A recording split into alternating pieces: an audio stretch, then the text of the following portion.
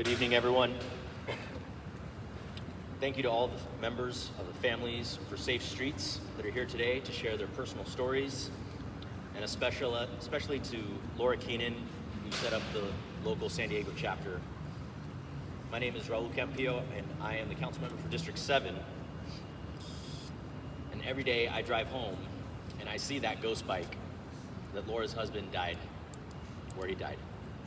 I think about their family every day, and that's why I am proud to stand with the families and the other council members here every day as we remember the victims.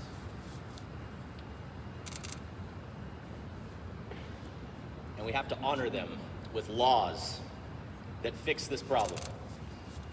I know that there are families here today that live in my district and in my colleague's district who have lost someone because of unsafe conditions on our city streets, and it is unfathomable that 294 people were killed in San Diego County last year due to unsafe traffic conditions for all modes of travel. We say that we want to be in a city that reaches Vision Zero by 2025, zero meaning the zero traffic fatalities and severe injuries. But in 2021, we saw the highest number of fatalities for people riding bicycles, the second highest fatality rate for pedestrians, and the most total fatalities of all modes since 2014. We should be getting closer to zero, not moving away from it. And these are not just numbers, they represent the family members of survivors standing here today whose lives have been forever changed. It's absolutely unacceptable that our city has this many unsafe roads and that this many people die in our city.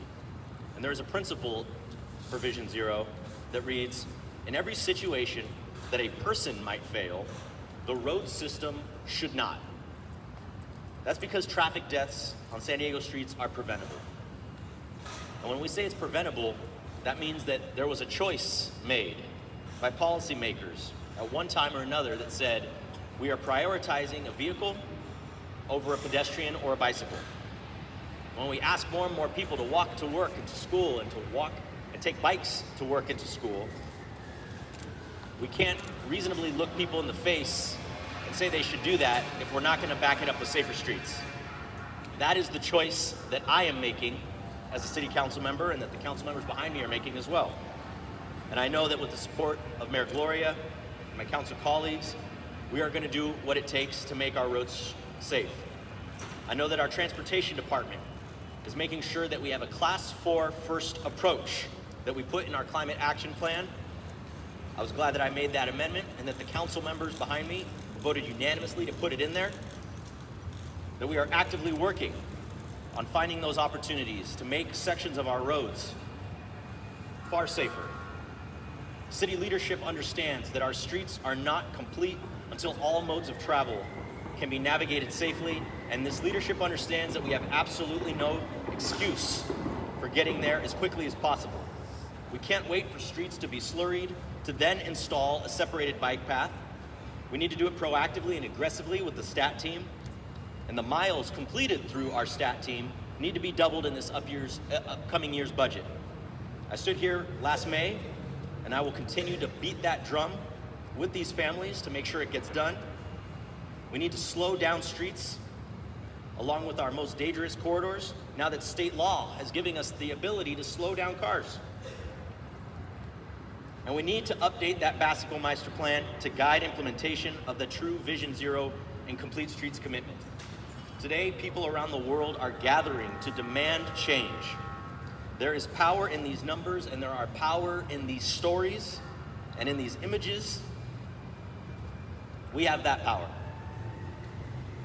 To all the families that have found that unimaginable strength to stand here tonight and tell their story, I first want to just say, I am so sorry that you have to go through that, but you can trust that we are going to do everything we can to fix this. And to the public, I know that we are going to see changes in our communities to protect everyone together.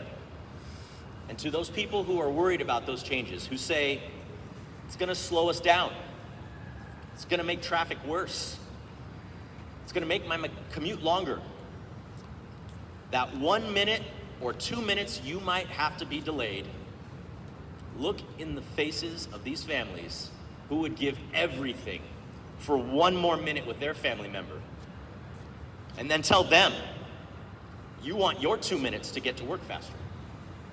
I can't do that. I look at these families and I say, I'm gonna put every moment into making our streets safer so that no one has to suffer the way they did. That's my commitment to you. That is my promise to you.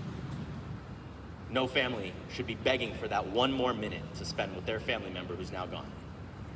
Thank you very much.